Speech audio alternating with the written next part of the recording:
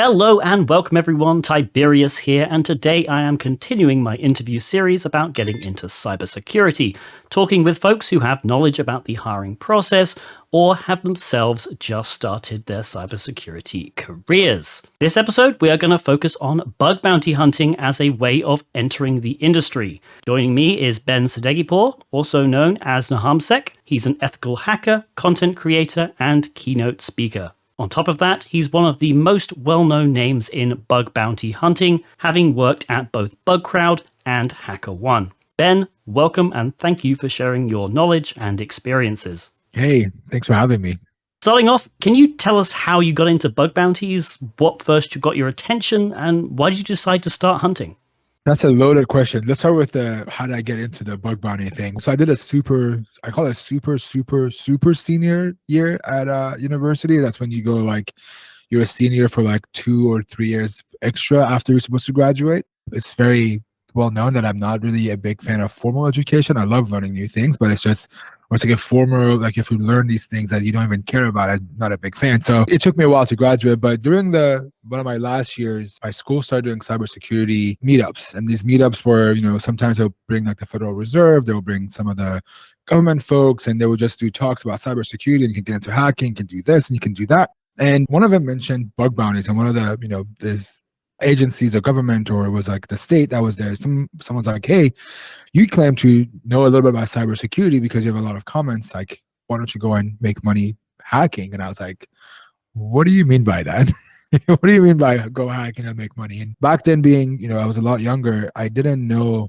I always asked, like, who's going to hire some 20-something-year-old out of college to do pen testing without any experience? Like, that's what the reality of it was. And he's like, no, go type in bug bounty and then type in Yahoo, Facebook, or Google. And I was like, what the hell? Like, all right, like, cool, I'll go look into it. So I went in and typed in, and this is like right after Yahoo was doing the gift cards that really got him under a lot of fires. They were giving out like $20 gift cards, and this is right after they switched from that to actually paying up to like $10,000 in bounties. And I was like, holy crap, Yahoo's paying for bounties? And being Middle Eastern, I'm Iranian, and in Iran we used Yahoo a lot. Yahoo Messenger was our thing. Yahoo Mail was our thing, and I was very familiar with Yahoo. I was like, oh, I know how Yahoo's things work. Like, I don't have to use it a lot. Here in the States, I think it's like AOL was a big one back then, but for us was like Yahoo. So yeah, I learned that you can make money doing bug bounties, and I got into it mostly because I wanted to get a job, honestly. It wasn't that I wanted to become a bug bounty hunter. It wasn't because I wanted to,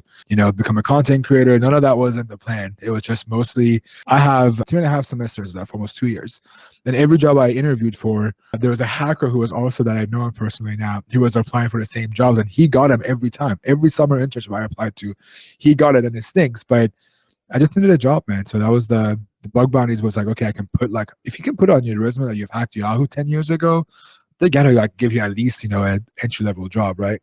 Yeah. That's what I've heard from a lot of people. Well, bug bounty hunters that have gone on to be pen testers, because that's what I've always said, experience is experience, right? And it doesn't matter if it's bug bounty. And I know there are some companies who are iffy about bug bounty experience, but I think it's gradually becoming more accepted as, it is actually hacking, and it is actual experience. So, it shows that at least you have the skills. It also depends on what are you putting on your resume, right? So a lot of the stuff that I was putting on my resume, and my resume is actually published somewhere online that I published it, but one of the versions, I had nothing in the experience section. I didn't have employed XY dates, right? All I had was broke into Yahoo's infrastructure, for example, or reported XSS, and then in parentheses, Yahoo, Google, XYZ company. And then some of those were hyperlinks to blog posts. Yeah. Right. So I'm showing you, I'm not just, saying I did bug bounties. I'm telling you, these are the bugs that I found, and you can go on these companies and see the proof of it, or on my website and see the proof of it, because you can say I did bug bounties nowadays, but who knows what you submitted? It could be a missing header at this point. It could be, it could be anything, but it's a how that you show. And if you have big companies, like I had Yelp, Yahoo, I think Microsoft, a couple of them, and it just worked. So I think it's a really good experience. You can say, hey, I've completed XYZ path on Try Hack Me, or I've done XYZ path on Hack the Box, or X company, Y company, but those are not, it's skills, but it's not real world skills, right? But I think with bug bounties, you can show that you have learned this company's infrastructure and did things to it. Awesome. For someone completely new to cybersecurity, what are the essential technical skills needed to start bug bounty hunting? I think anything cybersecurity needs to have like a barrier. I don't say barrier, but like the standard that you need to learn for a technical role. For non-technical, you don't need to know a lot of these things, right? Like Mhm. you get a non-technical role in cybersecurity and not know any of these technical things, right? But for a technical role, especially with like bug bounty hunting / web hacking, in that realm of that, it's bug bounties or application hacking, whether it's web, mobile, IoT. I think the most basic thing is just knowing how the internet works. You understand, what happens when you type in, yahoo.com, what happens in the browser, what are the connections that makes, what it's an IP, what are the different ports. Knowing those basics are really important. I know people are I'm sure they're gonna ask me if coding matters or not. I'll keep that for later, but know some scripting. I think having a background in what I call like at least scripting is good, and then knowing how to code is an extra step because it gives you the assumptions you have to make of the process of the thinking process of this application being created. It's either you have to learn how to do that stuff or you have to spend enormous amounts of hours behind web apps to gain that experience as a hacker without actually writing it. And then three, it's not a technical skill set outside of knowing the basics and the web hacking stuff. I think networking, man. I think a lot of people underestimate the value of networking and the people that you surround yourself with. I got lucky enough that I joined a community that was very, very new. So I got to build the community as I built my own community. But I got access to a lot of hackers who were, they were just getting started, but they knew things I didn't know. And I knew things from my perspective that was different than theirs that they didn't understand that we learn from each other, right? And having those people really helps. It's you have someone that you can bounce ideas off of. You can ask him questions. It's hard to ask people, why does this thing work sometimes? There's an ego piece to it. There is a pride piece to it. You have friends that you can ask that question. I think it's a very undervalued thing to have. And it doesn't have to be someone that's way ahead of you. It could be someone that you want to learn with. Yeah, no, I agree. And this is actually something we spoke about with Trash Puppy in the last interview is, networking's so important. She'd just gone to her first cybersecurity convention at HackSpaceCon, and just the amount of people you meet and just get to talk to is really, really interesting, really cool. And the connections you make there are great. So yeah, absolutely. But yeah, like you said, especially for bug bounty, which is like mostly web app hacking, understanding how websites work just generally is really important. So I agree there, definitely. Yeah, it's a lot to learn, but if you think about it, it's not a whole lot. You need to understand the basics of HTTP. You need to understand different protocols.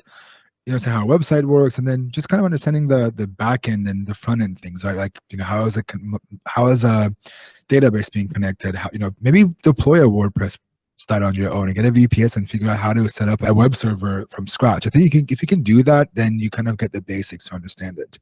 But it's not a whole lot for web hacking specifically. And then to top it all off, you also need to learn about the hacking things too, right? The web application hacking content that you need to understand, whether you want to learn XSS, SSRF, RC, those bug types, getting to know them. But honestly, I don't think there's any shortage of any platforms or any content nowadays to learn. Yeah. And that is another thing with bug bounty specifically. You can, when starting out, you can just focus on one individual type of bug. And I think I've got a question later about expanding skills, but yeah, it's one of those industries where you can just, I just want to focus on XSS. I understand XSS. I'm going to hunt XSS and get really good at that. I think that's quite unique about bug bounty hunting in general. Yeah, absolutely. And I think it's literally the baby steps. You want to build a step after step. You learn one thing, you go to the next one, you go to the next one. And there's so many vulnerability disclosure programs, bug bounty programs. There's so many labs, so many websites to learn from. There weren't content creators, 5-6 years ago. There are so many content creators that are great to go and follow and watch and learn from. That are, just yourself, man. Like you're specializing in web apps. We didn't have those specialized folks that were teaching content to people to learn from. Now we have those, right? So I think there isn't a shortage of learning material. It's just putting in the work and wanting to do the work. Absolutely. What resources would you recommend for beginners who want to learn the fundamentals of bug bounty hunting? That depends. For the free resources, one is also depends on like what you know, but let's assume basics of web apps. You've done OWASP top 10. We assume that. If you don't know, then learn OWASP top 10. Go do all the labs. You can see all the platforms, Websec Academy, Hack the Box, Try Hack Me. We have Hacking Hub that we're putting content on. Go to all those. Like do all those, learn the basics. But after that, I think there are a couple more resources you can do. One is go look at the activity on HackerOne, for example. They have a archive of like every vulnerability that's been disclosed, and they've added actually filters now that you can look by specific vuln type. You can base it based on the criticality. You can base on the program. So if you're hacking on Yahoo, for example, you can set Yahoo as a filter and then the XSS ones that you want to look for. Reading people's perspective is really, really cool because it makes you go, I never thought about looking for, this thing. Like XSS, for example, you don't think about looking for XSS in some context or in a blind XSS format and things like that. It's just understanding how do people approach the same concept as you do by reading their works. So that activity is one of them. I think Bugcrowd has something called CrowdStream. I think they have similar things, but also blog posts are great, dude. There's a lot of good blog posts you can read from bug bounty hunters that have put out blogs. That's another one. They're really good talks now. Going on YouTube and typing in like XSS, security conference, it brings you so many cool talks. They can just learn from other people. So I think it's just consuming content in the right way, but just learning from others on Twitter, blog posts, and these disclosed vulnerability sites, HackerOne, Bugcrowd, and so on, is undervalued as well. Yeah, absolutely. I think on Twitter specifically, there is the bug bounty tips hashtag, which I have to say it's hit or miss, right? But yeah, if there's like a blog post linked with that hashtag, I think it's probably worth a read. You can also go onto like Google and type in like bug bounty XSS, and it brings you like Medium blog posts. So there's a lot of research. I'm like, I wonder how people like write these blog posts nowadays. Like type in like IDOR bug bounty, and it brings you just like crap ton of Medium blog posts, and whoever's got the best SEO is at the top. But you can find some really good blog posts by just Googling for them. What are some of the most common misconceptions people have about bug bounty hunting? So there's two. Like one is like you can make millions doing bug bounties, and then on the other side you have only 1% can make money from doing bug bounties. Those are both wrong. You can make as much as you want and as less as you want, man. Like you can make. There's money to be made. The fact that people say, oh, bug bounties, it's not real. I'm sorry to break it to you. It is 100% real. And that comes from someone who took a break from bug bounties and went back. And I've seen hackers who have just came out of nowhere that are like making thousands of dollars a month doing this. I think there's money to be made. It's just the approach that they have to take. It's not an overnight success. It's going to take you at least 6 to 8 months to even score maybe your first bounty if you even know web app hacking. That depends on your skill, right? But if you're super junior, then it's going to take you 6 to 9 months at least for your first bounty. So it's not overnight. It's not free pen test. I don't care what people say. I hear comments on YouTube a lot that's like, well, bug bounty is a free pen test. It's not free. They're paying for it. In some cases, I make more money hacking some of these companies than they've paid in a pen test, to be honest. In a 6 months of work, you make $80,000, $90,000. That's a pen test. So that's a year's salary sometimes for a junior pen tester, right? And also, I think a lot of people think it's fully automated, and that's not the case. I don't do any more automation anymore. I don't have any recon boxes anymore that does things for me. I have some smaller like monitoring things that I do, but it's not a fully automated process. You can still make it, and it's the other one is you're never too old and you're never too late to do bug bounties because there are more and more techniques being introduced every year and every month, and there are more and more companies launching a bug bounty program. So you're never late, you're never too old. It's just wanting to be patient and be persistent and wanting to do it.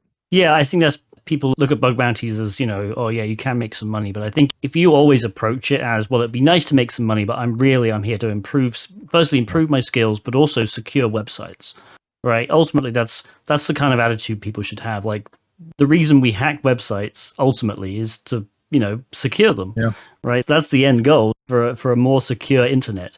So I think it's probably the best way to approach them. Obviously, it's nice if you can make a bounty, but even if you find a duplicate, that doesn't mean you didn't find anything, right? You found something, it just happened to have been found by somebody else first, but that still means you have that skill, and I think that's important to recognize as well, especially for a newcomer. Yeah, I think it comes down to like what your personal goal is with bug bounties. I can share my goal was to just I wanted to learn web app hacking. I wanted to become really, really good. Then I wanted to get a job. I got the job. Then I was like, well, I want to make money from this thing. I'm doing it for fun. I want to make money from this thing. And then I did the money thing. And then it was, I want to make money, but I want to do some cool research out of this thing so I can speak at conferences. That was the goal. Like I didn't care what I was hacking on. I just wanted to hack so I can go present. And then it was, it changed. I wanted to do educational content. So now when I hack, I'm looking for bugs that I can make cool educational content out of. But I think you have to have that goal that's not monetary until you get to a point where you are comfortable enough with bug bounties and you can say, you know what, maybe I can make some extra cash from this, and then build up to maybe want to do it full time or whatever that is. Beyond technical skills, what soft skills are crucial for success in bug bounty hunting? I think soft skills are, one is just communication is key. You need to know how to communicate, to write your reports, and if it comes back and it's not the results that you want, or they can't, figure it out or triage it, you can communicate politely to get it triaged. Second one is patience, both on, triage end, because some hackers I feel like don't have any patience. They don't understand how hard it is to get some of these bugs triaged sometimes. And also being patient to, find bugs, honestly. It's a big one. And then the third one is just respect goes a long way. Acting with integrity and having some respect for both parties would be really, really cool to always also assume good faith. I think a lot of times some of the misperceptions of bug bounty is that, like, oh, this company doesn't want to pay me because they want to save money. I don't think that's the case a lot of times. So like a security engineer that's gonna give you a bounty that's like $2,000 less than you expected, they don't really care. That money's not coming out of their pocket. That money isn't affecting them. They're just going, based on the metrics that they've been given or rubrics that they've been given. Just understand that people come with a good faith and wanting to, if things don't work out in your way, just don't be afraid to ask for an explanation or explain yourself to get the bounty that you want, or try to come up to an agreement, if that makes sense. Yeah, absolutely. That just reminds me of one of the first things I found in a bug bounty was an issue. I can't remember the exact issue, but I made the report, and the triager said, I followed the reproduction steps you gave and couldn't find the same thing. And so there was a bit of back and forth. I was respectful the entire time. I even uploaded a video after the back and forth where clearly it wasn't happening. Uploaded a video of me doing it and showing the actual exploit. And eventually it turned out it was literally because I was in the US and the triager was in Europe. When they logged in to do the thing, they were getting redirected to a completely different endpoint that ultimately I wasn't seeing. Wow. So yeah, ultimately that just happened to be it. But I definitely see on Twitter, unfortunately, like it seems a lot of people just lose their cool too easily and forget that triagers are humans, right? They're just trying to do a job, and you have to just be patient. And it's not necessarily a fault with them that they're not understanding something. It could just be literally a geolocation issue, just messing up. The other thing is, like, I always assume I know about the web application more than even the engineer on the team. So let's say you work at Yahoo, for example. It's not to say I'm smarter than you. I just assume I know more about this application because they may have never seen this freaking thing in their lives, dude. And it's not like they're the developers on this thing, right? Yeah. And these companies have such massive apps that you don't know who has seen them. And then two, they could be new to the company. I've never seen this app. So always assume you know more than they do, whether it's explaining it, whether it's like going back and forth. Because I think a lot of times people go, how do you not know about your own product? Dude, they're on the security team on a 5,000 employee company, right? Like, they probably don't see some of these areas that you have seen. Like, that's not their job. And it's hard to see that as a bug bounty hunter, and you just assume they know everything about this program. Or like, imagine like Google that has multiple acquisitions, or even like a SaaS company that has multiple, software that they sell. It's just they're not going to see everything. That's another one. Like, assume you know more because you probably spend more time than the security engineers on this this part of this application. Yeah, and especially when you have really old applications that are running like legacy code, like the people who wrote the code aren't even at the company; they haven't worked there for 10 years or more. I think that's another big thing. So you're making this security engineer look at like code or look into code they haven't ever seen before. They weren't even involved in the writing of it. So yeah, I think that's really important. Do you think a useful short-term strategy is to focus on one particular bug type? Is it viable long-term, or would you recommend people expand their knowledge to cover the full scope of vulnerabilities? I think it's like a hybrid, if that makes sense.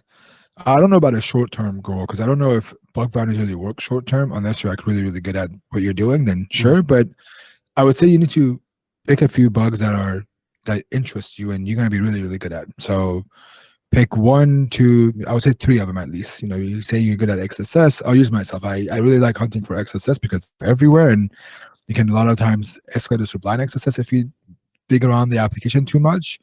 I like to find SSRF stuff. because it's really, really fun. And then the next one is like IDOR, logical, and authorization vulns. It's like I put them all into one bucket now. Yeah. It's like your authorization issues. Those are the two that I go to. That's my favorite thing to do.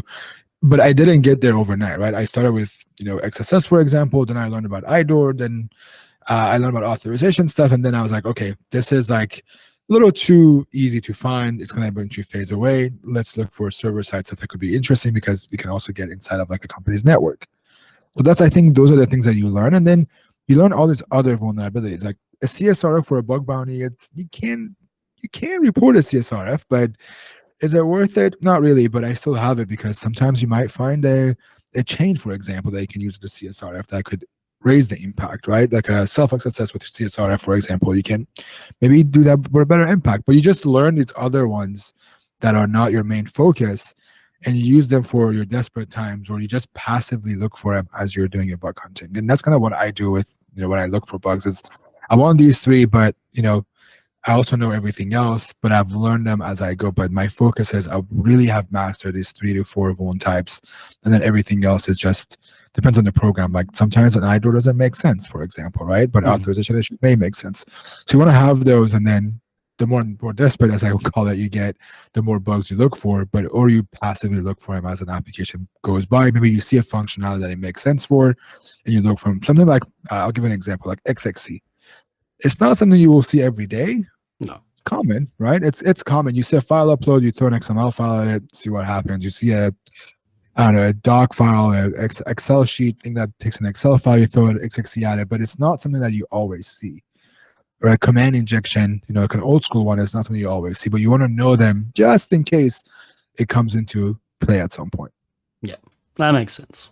How can aspiring bug bounty hunters practice and hone their skills in a safe environment? I don't know if it's safe per se, but I get a lot of crap for this, and it is a hill that I'm willing to die on. But I think vuln disclosure programs are a really, really good place to go and learn. You shouldn't get stuck into learning or hacking on a VDP forever, because your skills should eventually translate into making some money. But I think VDPs are a really good place, man. Like if you are very, very new and you want to learn, pick a brand new VDP. There's Lowe's, there's a bunch of, I don't want to name them in case they're private or if I could send it on the wrong platform, but there are VDPs that you can hack on. IBM is a great one. They're massive and everything they own is in scope. That alone, it teaches you so much from reconnaissance, from asset discovery, content discovery, learning to sign up, figuring out how the company allows you to get an account, the different applications. Then you can go, okay, this application I can look for XSS, IDOR, and you can look for those. And the beauty of it is the top hackers aren't looking at these programs. It's the reality of it is because I'm not going to look at a Lowe's launching a VDP tomorrow because I'm not going to make money from it. And I'm doing bug bounties as a research, but I wanted to translate to money for me, right? So my priorities are there. And that's what most top hackers do, is they want to make money because that's their thing. So a VDP is a really good place. The other one is CTFs. They're a really good place to just kind of learn. I don't know. I think there's and honestly, I would love to hear from you too about this. Is I think when you do a lot of web hacking stuff, you have this gut feeling of I think this is what the vulnerability is here, based on the functionality I see, based on the stuff that I see on the page. You get an idea of what to test for, and you need to build that up. So CTFs are a good place to go. I see a file upload. There's something here, and these are the things that I test for. There's also a lot of different realistic CTFs that are coming out more and more. Yeah, I was going to say, I mean, your own site, right? Hacking Hub, very realistic challenges the ones that I mean, John Hammond's maybe not so much. John Hammond's ruined me, but most of them very, very realistic, I would say. So the ones that there's a couple of them that are realistic. There's a couple of them that they're not supposed to be realistic. They're realistic in a way that these happen in the wild, but it's not based on something true. Yeah. So we give you a real infrastructure. The goal that we had with Hacking Hub was, how do I make labs off of these bugs that I find? I can't talk about these bugs because the companies don't want me to post their URLs. But if I have a lab, I don't even have to mention them. I can just say, hey, this company in the hospitality group got owned by this vulnerability. So that was the place to why we draw inspiration from. But I think if you want to do stuff like that, I think there's a lot of stuff you can do. It also pushes you to go into a network of people to work with. Also, you join groups and discords that forces you to be friends with. Yeah, absolutely. My only word of caution with CTFs is obviously when you. This is a problem I mention frequently on my stream because obviously I do CTFs or type boxes on my streams. Is it's good training for the actual skills, like exploiting stuff. But the problem is going into a CTF, it's vulnerable from the offset. So it doesn't teach that, knowing when to stop kind of thing. Because you can throw so much at a program and not find anything. And it's because the program's not vulnerable. Like there's not anything vulnerable there. But is that a bad thing though? It is. It could be a really bad thing. But there's a couple of hackers that we recruited through HackerOne CTFs, dude. And we brought them to a live hacking event and they were relentless. They were like, no, I know this is vulnerable. And like they spend 4 days, 5 days working on the single thing. And then next thing you know, it's like a 40K bounty because of it.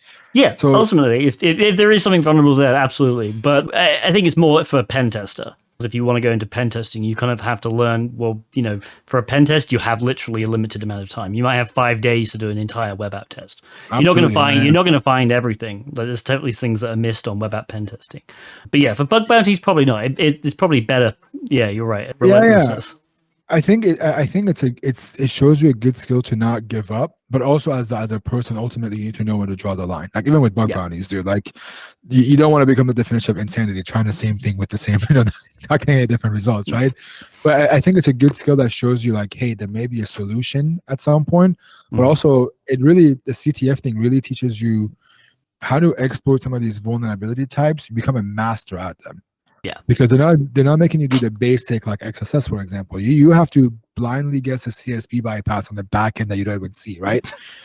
It's hard. Don't get me wrong. It's not easy, but it gives you a skill to go, I bet you'd have made this mistake because I've seen it so many times in the past. Yeah. I just wanted to mention something as well, because you brought up VDPs at the beginning, and this was something that I got confused about, but somebody, I forget who was on Twitter who sort of mentioned it, but so you gotta, especially for newbies, some VDPs are more, if you see it, report it programs, as opposed to you are okay to hack this site. So just, I think a word of caution, obviously absolutely hack VDPs, but read the scope and make sure you can actually properly go and search for vulnerabilities, as opposed to, if you just stumble on something, you can report it. So if they're in a bug bounty platform, it's kind of safe to assume it's like a hack on us and send us stuff. As hackers, we say it should be a see something, say something. That is the purpose of a VDP, is to see something, say something. But my approach to for new people is like, why don't you go and see some stuff to report it to them? Because it's ultimately that on a bug bounty platform. There's a reason why they're on a bug bounty platform. But you're absolutely right. Like realistically, no one should hack for free on a VDP, because they're a channel in case you find a vulnerability. You have a safe channel to report bugs to them. But most of these like IBMs or the lows and things like that, they tell you like, hey, you can find vulnerabilities on all of our assets. Just report it to us properly. But I want to make it clear before I get, I don't know how nice your comment section is, but before I get a ton of comments about VDPs, you shouldn't always hack on VDPs. VDPs should be a stepping stone into learning and moving off to bug bounties, where you develop your methodology as a hacker. Yeah, agreed. Choosing initial programs to work can be a daunting task for newcomers. Do you have any advice for finding programs with a higher rate of success? That's a really hard one. I think the best tip to give for it is find a program or a company you're familiar with or you love. So I'll give an example. When Airbnb came out, I was fascinated by Airbnbs. I was just like, holy crap, you tell me I can rent someone's house on the beach for like 2 days and I can go live in it? Cool. That was great. And then they launched a bug bounty program. I was like, holy crap. So I could hack this company and go rent a room on a beach to stay in it, right? But then I learned like, oh my God, there's so much to this application. I love the concept of Airbnb back in the day, in like 2016, 2017, because that's all I stayed in was Airbnbs. I stopped doing hotels because it was so cool to be able to get like a high rise in downtown, San Francisco and things like that. So the passion was a big part. Yahoo was a big one. I was like, oh my God, childhood memories. Yahoo was where I did a lot of stuff. So I think that passion makes it more fun. I'll give you an example. Red Bull was insane. They launched this program. People give it so much crap, but like I wanted the Red Bull just to the fame of it because I loved Red Bull when I was younger. I drank so much Red Bull when I was younger. I was like, it is time for them to pay me in Red Bull for once. For all the amount of money I spent on Red Bull, right? And I think I got even with him at this point. But it was just you like that company, you like their product, you have that like personal mission of like I want to do this, and makes it easier. The companies that I've been the most successful at, the top 3 programs that I've been most successful at, I've either used their product religiously, like very regularly, daily, weekly, monthly, whatever that period is, or I was just like, you know what, screw this company. There's too big. I want to learn how to hack them. I want to say I hack this company, whatever that is. That personal mission, whatever it is going to drive you. I don't know how most people are, but I'm very competitive. Not in a toxic way with my friends and family, but like it's like, oh, I want to do this now with myself. Right? I want to compete and do this thing and accomplish it. I think that driving motivation factor is a huge deal. But there are other things that you can look at. How big this company is. Do they have legacy code? You can go on HackerOne or Buckrat and see, what was the most like money that was spent, how often they paid. Those all play a factor in. But I think a personal reason is better than anything else. Awesome. Thanks to social media, there are a lot of examples of programs or even platforms being unreceptive to an apparently valid bug report. What do you recommend people do in these situations? Depends on the valid bug report. I don't think a company is going to come out and say, like, hey, the SQL injection is not valid, right? Like, realistically, it doesn't make sense. I've not had this happen exactly, but it all depends. Like, what is the reasoning behind why they say this is not a valid vulnerability? I've never seen that as to happen, so I can't really say like this is what you should do. But what I can say is there's been times when I think something is a vulnerability, when in reality it's supposed to be a feature that it's a strange feature. But I've always questioned. I've followed up. And I know it's not easy, but I'm not, I'm going to ask HackerOne support, Buckrat support, like I need an answer about this. There's 2 things with that. One is either they're not understanding the vulnerability. So you have to explain why this is a vulnerability, even if it doesn't look like a vulnerability. So let's say if you can enumerate everyone's first name and last name, right? Just a random example of it. In Facebook, probably not a vulnerability. Right. Right. Like maybe they have a terms of service on this website that says, hey, we share your first and last name somewhere deep in our API. So there are things like that you have to understand as asking him. And then B is there hasn't been communicated, and B, it's probably we think it's a vulnerability because we come from a security background, but this application isn't for security folks, honestly. Yeah. And it's bad. It's just understand that the threat model of this company is this something that they give a shit about, right? I think that's why it makes it hard. But the only times when I've reported vulnerability that wasn't a vulnerability, I always follow up like, hey, can you show me where you guys have agreed that this is a security risk? If it's someone's like PII or something like that, like if you're sharing my email address, like, did you say somewhere that you're going to show this publicly, or did you say you're going to share it with outsiders? And asking those follow-up questions until they realize, okay, we are not understanding this properly. Maybe we should make a change. Yeah. I think that harps back to what we were saying at the beginning. Like, communication is really key. It's a good soft skill to have. Because, I see people get frustrated very, very easily. And, like you said, there is a degree of risk management involved, I think, with bug bounty. Yeah. And so, something might just not be on somebody's risk radar. And that might be an issue with their risk management, ultimately. And it might be a valid bug, but yeah. Yeah, I think a lot of times when these vulns that are not, like, accepted is usually when it involves money, where a company is like losing money, or like you find a logical vulnerability that like it shouldn't work in the logical ways. Like I'll give an example of like, I was on trial, I shouldn't have access to these, these functionalities, but I found the bypass, right? Is that a bug? Technically, but like what can you do with it outside of like just get free stuff, right? But if you can steal like thousands of dollars and continue that, and you show them like, hey, maybe it's cost them money to give you this free trial and you can abuse it to cause them like $40,000 in losses, that's a different story, right? I think that's where a lot of the bugs are not accepted. It's you're either not showing a proof of concept, you're not communicating right, or C, you're not showing the route to the loss, whatever, the financial loss or whatever the logical loss of it is. Yeah. And I think impact is so important, and in bug bounties especially. Like for pen testing, impact is obviously important, but it's not as important. I've seen people turn XSS from a few $100s into a few $1,000 bug bounty by just Yeah. going that step further and showing the impact of that vulnerability. Like popping an alert box, that's fine, whatever. But if you Yeah. can, hijack a session so that you can actually hijack sessions of random targeted users, that's more important. I think that shows way more Absolutely, man. impact. Yeah, the one thing that like I get a lot of DMs of people asking me like, "Hey, can you help me with this bug?" And I go, "Sure, like I'll bite. Let's see what It was marked as NA, it was marked as informative, whatever." I go, "Sure, send me," and they send me, and it sounds so harsh, but my question is always like, "Okay, so what?" And they get taken back, like, "What do you mean, so what?" I'm like, "Okay, so what? Like, what can you do with this? Can you tell me how you can affect their organization, their financials, or their users?" And like a lot of times they can't answer that. So that's the one thing that I tell a lot of people is like, hey, always ask yourself, so what? So what can I do that's going to affect their infrastructure? So what can I do that's going to affect their users? Or what can I do if it's going to affect them financially? And if you can't really answer those questions, then you probably don't have anything else. And can you actually do that? Or can you do it in theory? In theory, I could be a billionaire, but like, can you do that though? Like, can you become that?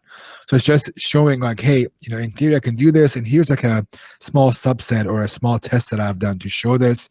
If you want, I can mass exploit this and show you like the results actually, or you can do it on your own. When a person is just starting out, how much time do you think they should dedicate to bug bounty hunting? And how can they best avoid feeling dejected if they go for long periods without finding anything?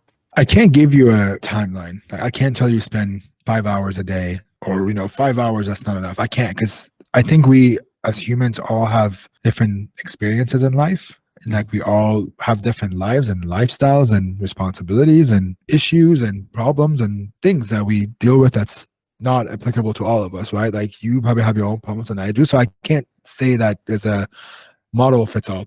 But what I can say is, if you're spending 4 hours a day playing Warzone, then you probably can spend 4 hours a day replacing it with bug bounties or maybe doing it every other day. And I'm not saying give up everything for fun, but if your time management is really important, but you got to figure out where your free time is.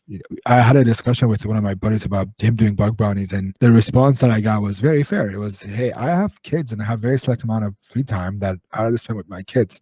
So I rather just not do bug bounties anymore because I rather spend time with my kids." So that's the reality of it, right? But you just have to look at how much free time you have, but you have to be consistent with bug bounties. You got to put in the time to learn, the time to hack, the time to go back to the drawing board and so on. But what I would say is you got to do it in phases, like everything else. There's a reason why schools are in semesters. There's a reason why we work in quarters. There's a reason why things are in a certain way. So I would give yourself, say, hey, I have the next 4 months.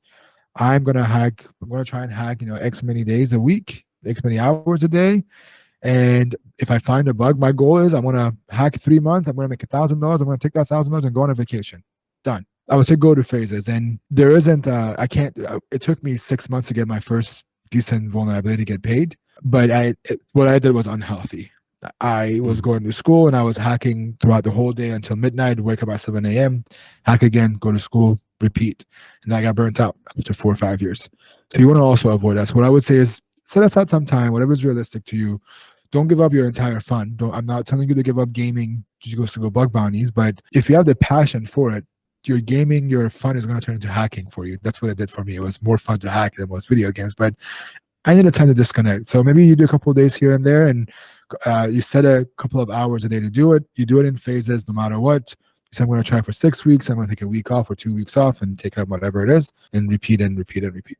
Yeah, thank you. It's good advice. The hard one, man. It's hard to tell people how to do something you have done for years. I think it needs to be realistic. So you can't just say do the next 4 months. No, you can't burn out and turn into what I did. And I didn't hack for a year and a half on bug bounties anymore because of that. After 6 years, I was just like, nope, I'm done. I don't want to do it anymore. Yeah, I mean, mental health and just physical health in general is really important, especially in cybersecurity, especially with all of us getting burnt out all the time. It really does. So yeah, Yeah. appreciate that. What are some of the most common mistakes you see beginners make, and how can they be avoided? I think the biggest mistake I see from beginners is they want to take shortcuts, and that shortcuts means so many different things. So I'll give you an example. Is the biggest one is like recon. Everyone wants to straight jump into recon and using tools when they don't have a single clue of how these tools work, why they work, and how they work.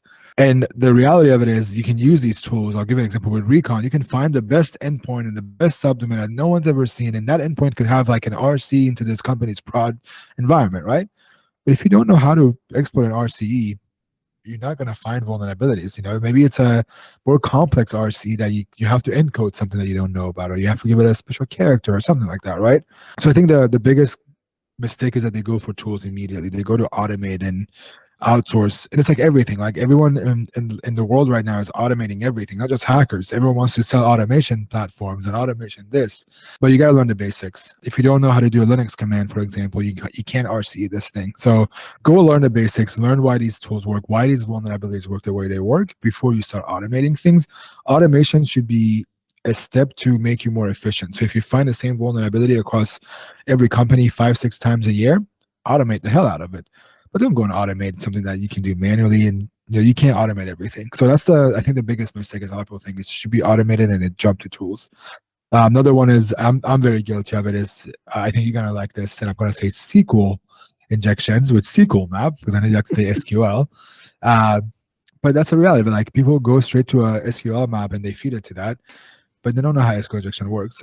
If you do that, you're gonna catch maybe 2 out of 10, maybe even 6 out of 10 vulnerabilities, but you're gonna miss out on some, and you're also not gonna know how to exploit these at all. So I think just avoid tools in the beginning and don't do them until you know how these vulnerabilities work, and do them to make you better and more efficient, not do the job for you, if that makes sense. Yeah, no, absolutely. And yeah, the SQL map example, perfect. Yeah, I agree. It's not a perfect tool, it's a very good tool. But yeah, the SQL injections I've found, especially in the last few years, have mostly been exploited via SQL map, but initially what twigged me onto them was manual exploitation. So find them initially, and just because, a lot of them were blind, and obviously exploiting a blind SQL injection to extract data is just incredibly slow. So I find them manually and then I pass them, and I often write custom scripts for SQL map if SQL map can't find it. But yeah, always usually finding them manually and then exploiting with SQL map. So yeah, I agree with that. It's more of an exploitation tool than any kind of enumeration or a discovery tool. I mean, I get the SQL injection ones are like, I know people that do XSS. I know when you like scanning an entire infrastructure, you want to automate XSS, but why are we like automating XSS discovery? I enjoy having to figure out an XSS, and Yeah. a lot of times these tools aren't going to catch on to these filters and the behaviors that are weird, right? So I hate to see it, but I see a lot of people that do that. And I was one of those people. I love Oliver Begg, Smeagol. He'd always tell me, hey, you have a brain. Like, why don't you use it? I'm like, what is this guy talking about? Like, what is he, what is he talking about? Because I use a lot of like tools and things like that. But then I learned the more you learn these things in like in depth, also it helps with your automation and like automating things in a better way of, okay, if you see this behavior, do this. If you see this other behavior, do this other thing. Versus when you're automating things, it says behavior A, do this. There's no if else, right, in that process. So I think learning those basic things also helps you a lot too. What has been your biggest learning experience during your bug bounty hunting journey? There's two things. The non-technical thing is you never know what the people on the other side of the screen are going through. Like they're human too, so be nice. That's because I ended up being on that side of the screen for a while as a triager and another security team, and the way people act, I just want to, the humanizing thing I want to talk about. That's the biggest one. But two is bug bounties are a never-ending learning process. I think it's also applicable to pen tests, but with like bug bounties, you're gonna see more modern applications than you do with the pen test. A lot of times, I don't know about you, but some of the pen tests I see, I go, this application should not be on the internet. I don't see that with bug bounties as much because they don't have a bug bounty program, right? So I think the biggest one is, like I said, ongoing learning thing, and you have to learn so many things, and you pretty much turn into like a Swiss Army knife with bug bounties. Yeah, you have to start learning a little bit of everything, and then maximize those little by little, and make more and more out of it. It's a never learning thing that never stops. Yeah, that's true of pen testing as well, I think. Yeah, because especially with web applications and stuff, because you have new technologies emerging every year with web apps, so you got to be learning the new stuff as well. Finally, is there anything else you'd like to share with my viewers? And also, where can they find and follow you online? Yeah, so if they want to follow me on all social media, it's under NahamSec. And no, I don't have anything to add. I think if you are new and your goal is to get into web hacking and bug bounties, just follow some of the tips that I put on there. Go follow people that are making content. I know you're doing Web App Wednesdays and Mentorship Mondays that are, I think, extremely valuable to look over someone's shoulder, to learn from them. Go do these things. Put in the time and effort if you want to learn. It takes, I think the only investment you have to do personally with web hacking or just getting into hacking is it's a time investment. And I think if you put in the time, the ROI is pretty high. Awesome. Ben, thank you so much for sharing your knowledge with us today. Yeah, thanks for having me, man.